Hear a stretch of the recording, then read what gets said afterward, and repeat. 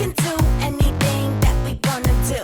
Long as you got me, and I know I got you. We a team. No in between.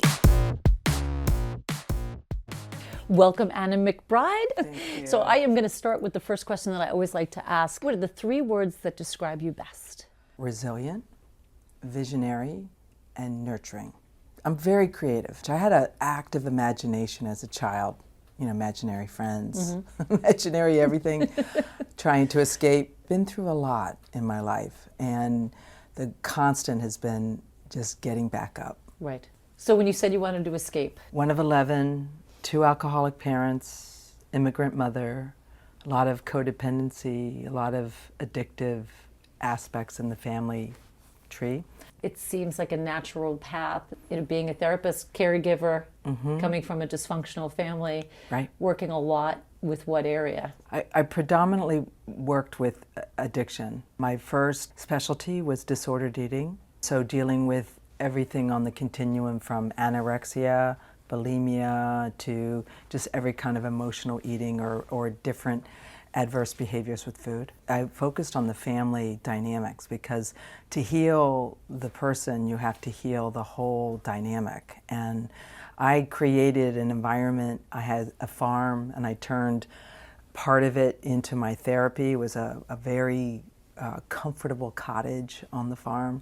And then I had a barn that I converted into a yoga meditation studio. It also had a kitchen, so I had the whole continuum of care right on the farm. Plus we were surrounded by countryside, so it was a great So when you environment. say you're adjusting the whole kind of family dynamic, are you suggesting that other family members are coming, or are you saying that you're just really reaching back in and saying, what was it like being a kid surrounded in that family environment? Well, 2 things happened.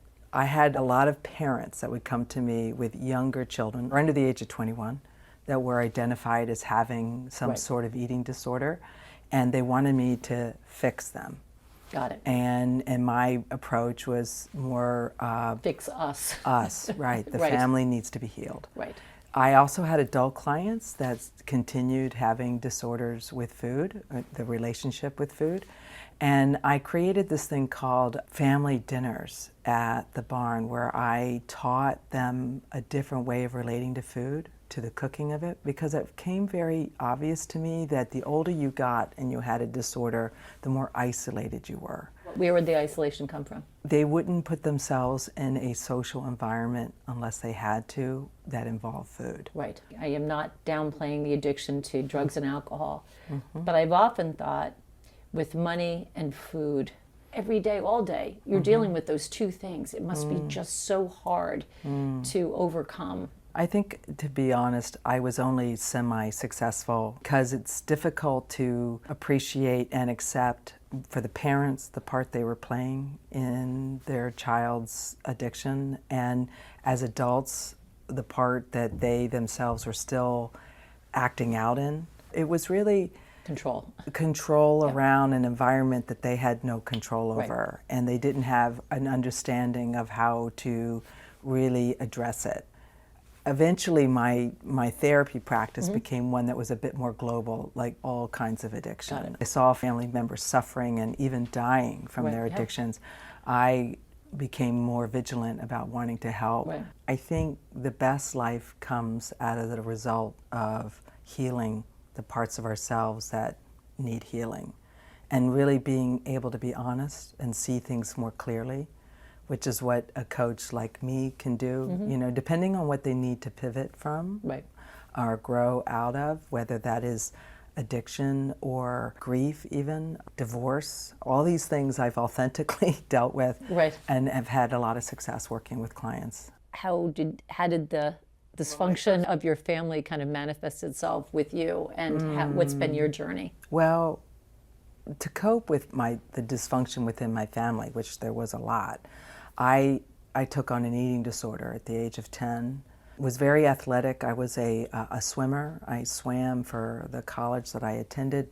So as a result of that disease, I was dropped by my university team. I dropped out of college.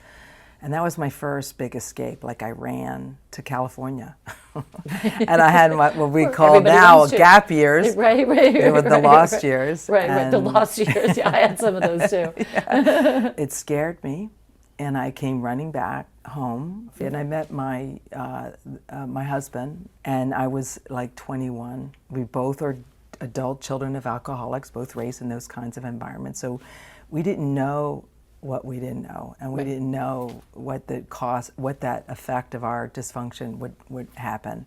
Yet we were both very committed to family, and we had 3 children. It was a traditional type of marriage, at least in his mind. And he, and since I hadn't had much success in meaning a career of sorts, I just leaned on what I knew best, which was sports. And I qualified for a semi-pro race team when we lived in Colorado. When I got recruited, I came home and announced it to my husband, and he said to me, "I don't know how you're going to do this and take care of our children, our house, and me."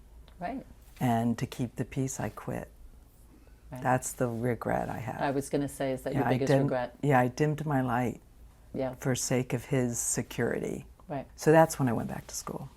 I first went to study like mind, body, yoga, meditation to help me. And I was still within my disorder. Was your husband recognizing what was going on? No. We were a marriage that worked because we didn't look too closely at what was wrong. Right. We just sort of stepped back and kept a distance from those truths. You know, I think many people don't leave a marriage because they're afraid of being alone. Yeah. But I can tell you that I've never felt so alone when I was laying in bed next to somebody that just had no idea who I was. I don't know about you. In my marriage, we lacked intimacy, which is a high level of honesty, right? And trust. Right. Right? Because you can't be honest with somebody if you don't trust that they're gonna get it no matter what. The good, the bad, and the ugly, as we say, right? Right. And we attempted all kinds of therapy. Because in the field I have access. And so we attempted it all. However, if you can't be honest, if you can't be intimate, if you can't really, it's not the right bit. It's not going to work. Not the right bit. Yeah. Not the right bit. Yeah, exactly. So when did that marriage end? Officially 3 years ago, separated 7 years ago, and that's when I moved to New York City. Got it. How do you feel about dating? What is that journey like? I started out really bad at it. I just started chasing what my ex-husband pursued. Okay. Which, to be very transparent, I hired an escort. Right. And I thought somehow, some way that was going to make me happy. It was cost me a lot of money. And it's fun. Imagine in New York City. Oh my God. Oh, it was crazy. It was crazy. And then a series of just choices that just wasn't in alignment with who I was becoming. Right. Just was more like what I got from my marriage. And so I took a break. It was a year ago. Made a commitment to stop dating and just to take a look at what it is that I'm bringing to it, so that I can be accountable for the parts of me that might need more healing, or I wasn't quite clear yet on how they were affecting my choices. So. Right. How did you shift, and why did you shift from being a kind of a therapist? Because you still are as a life coach, a therapist. You're right. So tell me what the difference is. Well, a life coach helps you get to what you want, the end game. Isn't therapy the same? Not necessarily. Therapy focuses on the process. It's really restricted as to the tools that you work with, yet you can go on forever. I, as a therapist, am not supposed to be attached to the outcome. Right. I, as a coach, again, detached, yet I can tell you exactly how to get there. Right. I kept trying to expand my repertoire, and yet I, kept getting dinged by my supervisor that I wasn't allowed to use modalities like meditation or I know. Oh, come on, stop it. Yeah, or even... Do not in any way, shape, or form suggest that you should meditate. I've been meditating every day, basically, for the last year. and the clarity that comes with that is it's profound. It's like you don't realize it. You don't realize the shift, and then one day you go, shit's hitting the fan all around me. Yeah. But I've got my eye on the ball, and I'm good. I've been meditating for, 25 years. I got to study with some really great teachers over in India, and self-awareness comes with meditation. And if you're willing to get to know yourself on a much deeper level, then you can unpack these things. I think one of my superpowers is I see what's unseen. And I've always been a storyteller, and I help people rewrite their stories, but they have to first see who they are in the story and what the other characters are and what they're contributing to that story, that before they can rewrite it. Have you had any success, or I guess your thoughts on plant medicine? Well, I am open to all healing modalities. I have explored all of them with the hopes of healing myself. Right. I did ayahuasca and psilocybin. I've been seeking healing for over 32 years and was open to anything and that would help me. And being somebody who wants to be authentic, I don't want to advocate or suggest something that I haven't been open to or tried. Did you find it helpful? Extremely. It's amazing the expansion that can come through those experiences. EMDR, I felt was so helpful. But the psilocybin was the thing that really, but I unfortunately had a very bad reaction to it, and it's funny, and I had a heart attack. But somebody will say, like, would you suggest it again? Like, I would not say don't do it. I absolutely wouldn't. I would just say do it in a more controlled, that's another story. But the lightness that I feel now that's a common wonderful phrase that people who use plant medicine use, is that they express it as or describe it as it lightens you up. Right. And I agree with that. Shift. It was just a shift. Yeah. I'm actually working on a documentary, Anna's Search for Healing.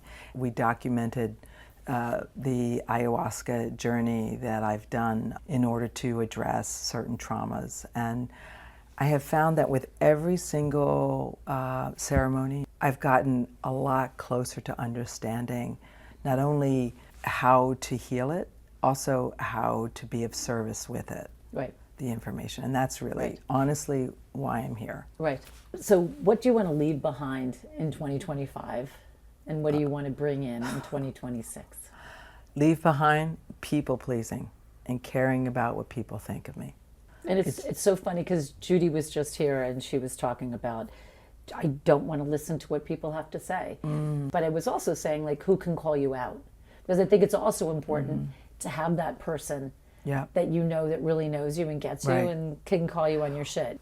I'm surrounded by really good people, and I'm a coach that believes in being coached. Right. And so I have, a spiritual coach, I have a therapy coach, I have a recovery coach, I have lots of people helping me that call me out all the time. And even, the best caller-outers are my kids. Right.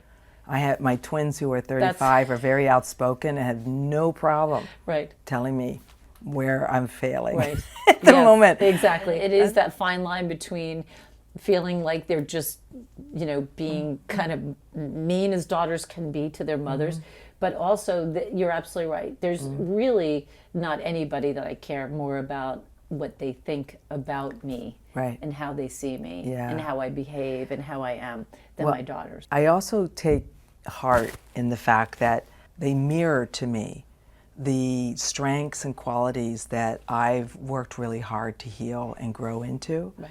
And I have this understanding that, life is always mirroring what we are putting out there.